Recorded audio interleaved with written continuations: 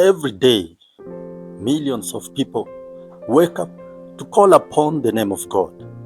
Every day, God's power is revealed in various forms to His people, and evidence that His promise is true.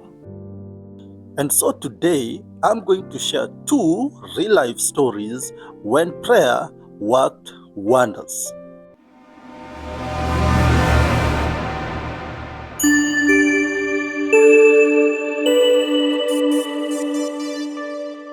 Welcome to Beyond Earth.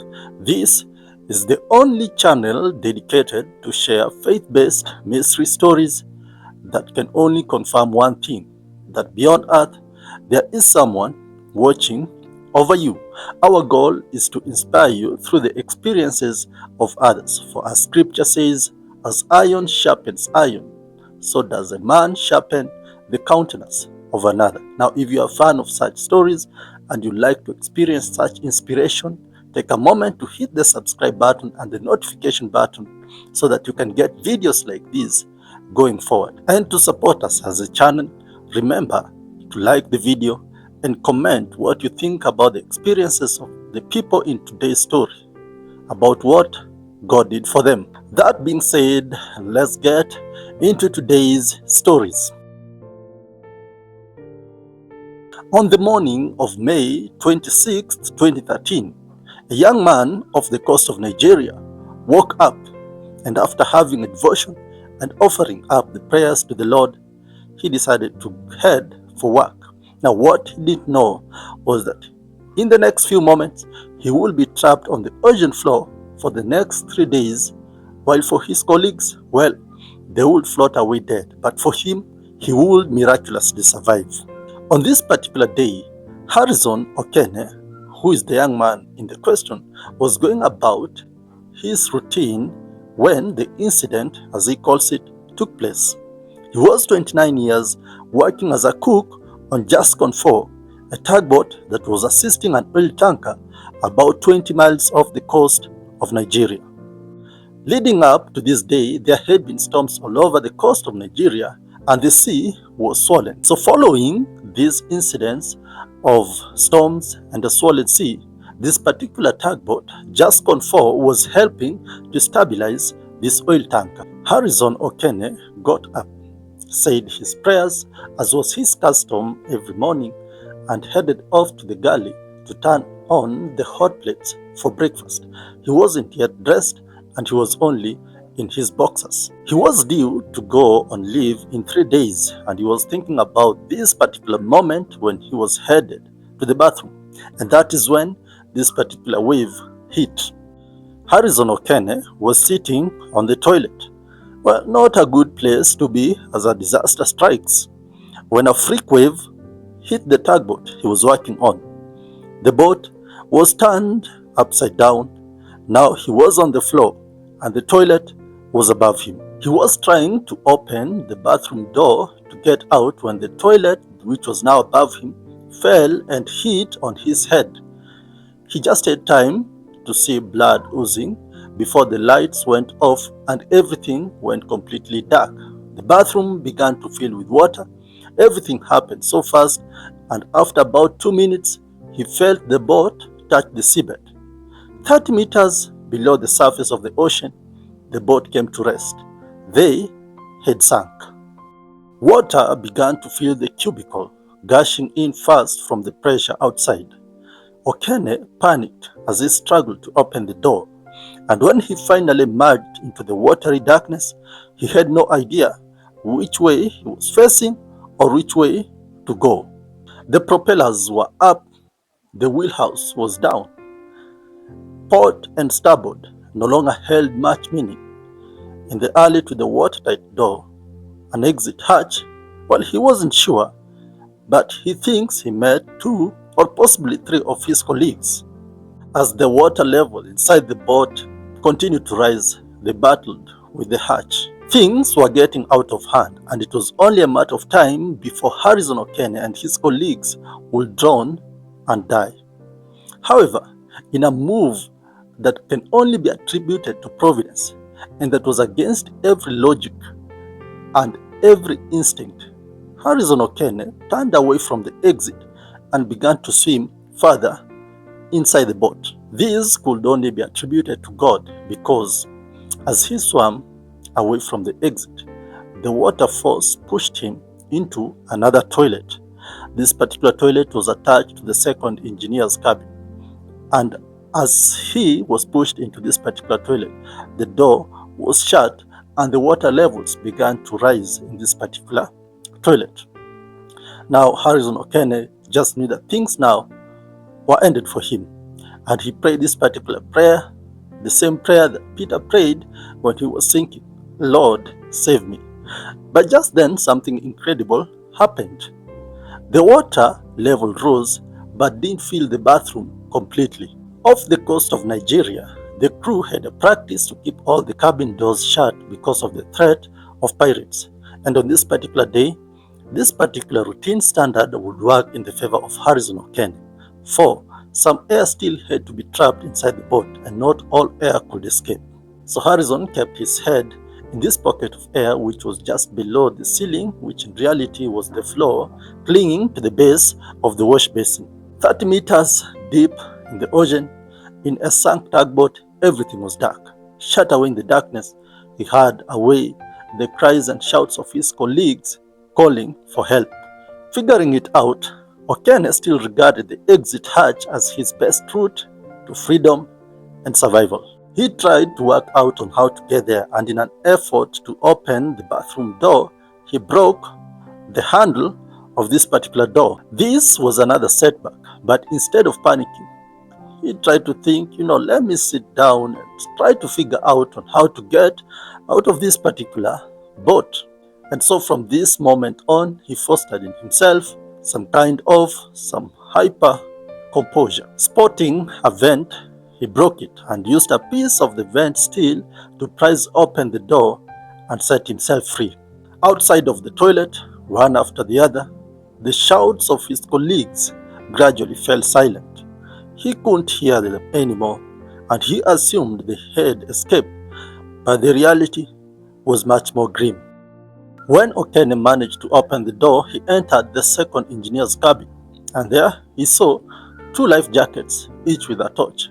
But he took them, and the torch, one in the mouth and the other in his boxers, and then swam back to the watertight door again. Outside the second engineer's cabin, the corridors were full of water and there was no air pocket. And he soon realized that he did not have enough breath to work his way to the exit door. Again and again, and several times in the following minutes and hours, he returned, swimming between the safety of his air pocket and the watertight door. The first time he almost missed his way back to the safety of the second engineer's bathroom. This particular tugboat had so many rooms. It had the mess room, the Shaila, and if you missed a particular safe room, then the likelihood of you entering a particular room and drowning was high. In fact, Okene later realized that one of his colleagues had entered the mess room and had drowned there. Harrison Okene focused much more on being practical. Something kept telling him that the more he could wait, then the more he had a chance that he could be saved. Searching through bags, he found a tin of sardines, a can of cola, and some loose coveralls. He tore the covers into strips and tied the strips together into a rope. He secured one end of it to the door of the cabin. Now when he got tired of the watertight hatch, he could use the rope to guide himself back.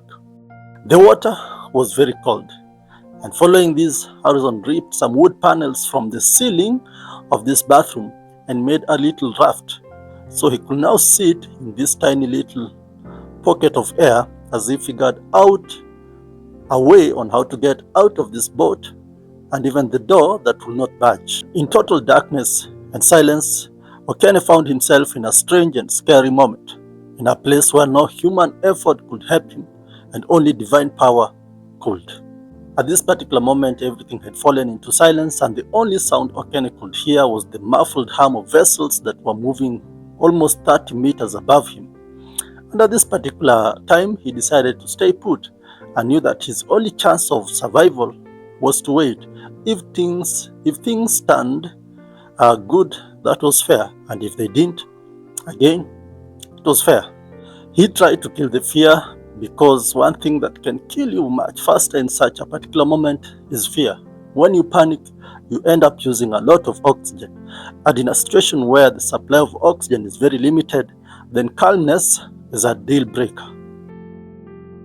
He had consumed so much sea salt water on his forehead that his throat throbbed and his tongue peeled. He ate the sardines and drank the cola, while crayfish made a supper of his body. He could feel them biting his legs, torso, and arms, making new wounds. And all the time, the water level was rising. Sitting there, Okene thought about his family, and he turned to God.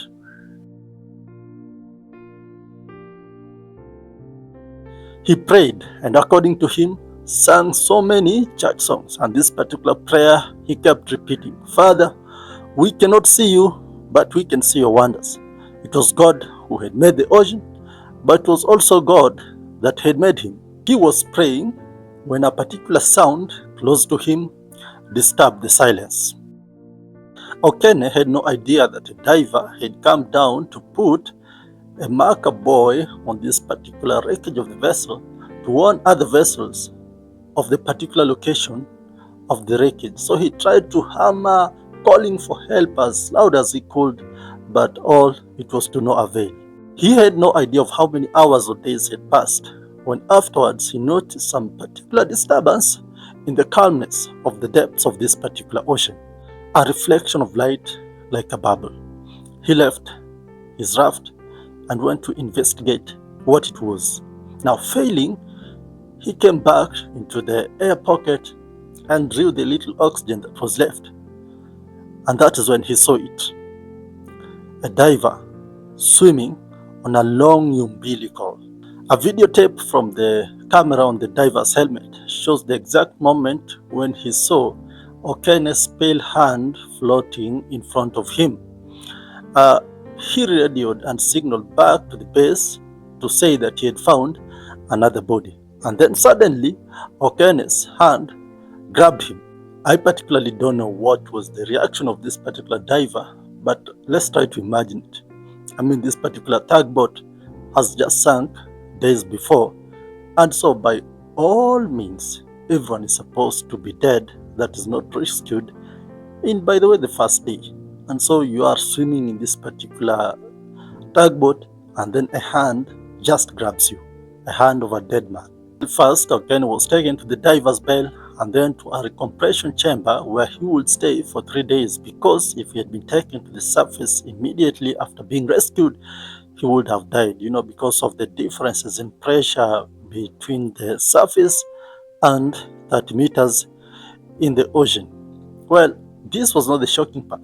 The shocking part was when Okene was told that he had spent 3 days or 60 plus hours in the ocean, while according to him, he had no idea of even having passed a night in the ocean.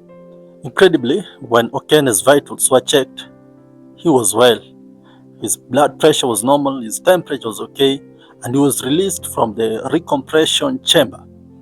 He shunned the advice to go to the hospital because at this time, the only thing that he wanted was to see his family.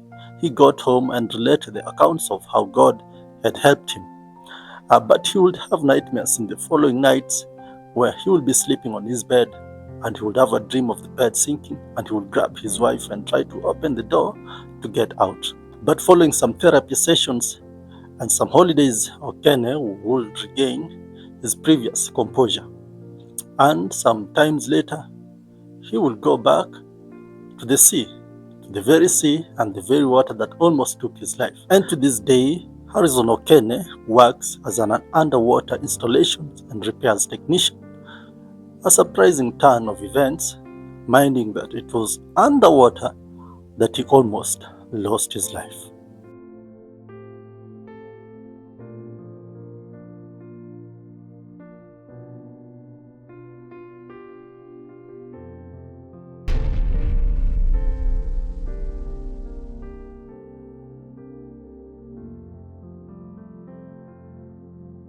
This next story I'm going to tell you is a bit touching, and even I, sometimes when I'm listening to it, I'm really moved about the great things that God can do. On January 18th, 1989, a certain Baptist minister was driving home from a conference that he had attended and preaching in his church. It had been raining heavily on this particular day in the state of Texas, and so visibility wasn't quite that great. The highway in Texas was slick, gray, and nearly empty as Pastor Don Piper drove home from a church conference in January 1989. Occasional headlights pierced the rain from distant vehicles, appearing only for a moment before vanishing again into the storm. Wind shoved against passing trucks had enough to make them sway. Their tires were spraying curtains of water into the air. The experience at this particular conference was really phenomenal, and Piper was really grateful to God to have been part of the people of God that had made this conference great. This conference was held at Trinity Pines Conference Center, which is 80 miles north of Houston, Texas. It had been an ordinary day, and so that day he embarked on this particular journey back home. He took this particular road that went across Lake Livingston through a bridge. There was nothing unusual about this drive, just a long, silent drive across a lonely road, and on a particular day where the weather was such that many people would dread to be outside. So Don Piper drove along this road. Someone's going through his head, the singing, the prayers, and etc. that happened at this particular conference. Then suddenly, a massive tractor trailer drifted across the center line, an 18-wheeler. It was very sudden, and there was no time to react. The truck crashed head-on into Don Piper's Ford Everest with devastating force, twisting the vehicle into twisted metal, and then there was silence. The impact was devastating. Pieces of glass and metal were strewn all over the place, and just looking at the wreckage of the Ford Everest, then there was no hope that the occupant was alive. Emergency medical technicians rushed the scene, but when they reached there was little hope. When they looked at Piper and at the wreckage, they saw that there was no hope that he was alive. The steering wheel had been driven deep into his chest, and bones were shattered and blood covered the seats. The scene was essentially tragic. Paramedics examined him carefully. All the parameters that are used to test for the signs of life in a living being were done. Everything was clear. There was no pulse, no breathing. Consequently, Don Piper was declared dead at the scene of the accident, and the next 3 sets of emergency medical technicians confirmed the results. At around 11:45 a.m. on that day, a tarp was placed over him and over the wreckage of what remained of that car as the emergency medical technicians waited for a medical examiner to come and confirm the results. Traffic slowed down, and as drivers drove beside the wreckage, unaware that something strange was about to happen at this particular place and on this particular road. About 90 minutes later, after the incident, at around 1:45 p.m., another minister, Pastor Dick Wanrika, happened to drive past the scene of the accident. Something tugged him and he stopped. In fact, he later said that as he was driving past, he felt an urge from God to stop and pray for the dead man. So he asked for the rescuers if he could pray for the dead man in the wreckage. The rescuer says, you know what, there's no point, he's already dead and the body is badly mangled. But Pastor Wanrika insisted on praying for the dead man, and so he got outside his vehicle and went beside the wreckage of the car and began praying. He prayed loudly and then began singing. God had impressed upon him that he should pray that Piper had no head and eternal injuries. So Pastor Wanrika prayed and prayed fervently, softly at first, then loud. He continued praying even as the rain continued to hit the metal around him, singing and praying. The EMTs didn't really understand. Why is this pastor praying for a man who is obviously dead? Minutes passed, and then suddenly a sound came from inside the crashed vehicle. Someone singing. Pastor Piper was singing along with the prayers of Pastor Wanrika. At first, the rescuers thought that they had imagined But then they had it again. The dead man was singing along with the prayers of past one wrecker. Panic and confusion spread through the scene as the rescue workers rushed back to the wreckage. And inside the wreckage, Don Piper was alive. Somehow, the man who had been declared dead just an hour earlier was now speaking and singing. Doctors said the injuries were catastrophic, but fortunately, he had no head or internal injuries. His left hand and leg were destroyed, bones were crushed all over his body. Don Piper would undergo treatment for the next 100 days that will make death painless. Recovery will take years involving painful surgeries. He would undergo over 30 surgeries. But what made the story unforgettable is what Piper claimed to have experienced in the 90 minutes between 11:45 a.m. and 1:15 p.m. He said he remembered leaving his body. He describes hearing beautiful music unlike anything on earth. Familiar voices surrounded him. According to Piper, he felt overwhelming peace, joy, and warmth, as though he had stepped into another reality entirely. Then suddenly he was stripped back, not gently, but violently. Dripped back into the pain, into the wreckage, into his shattered body. 4 years afterward, Piper struggled emotionally with surviving. He said returning to life was much harder than even dying.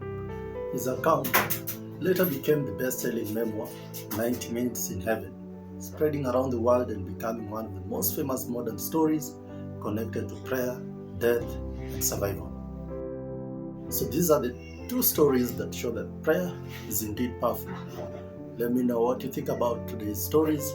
Remember to subscribe to the channel and let us grow together, because this is a small channel.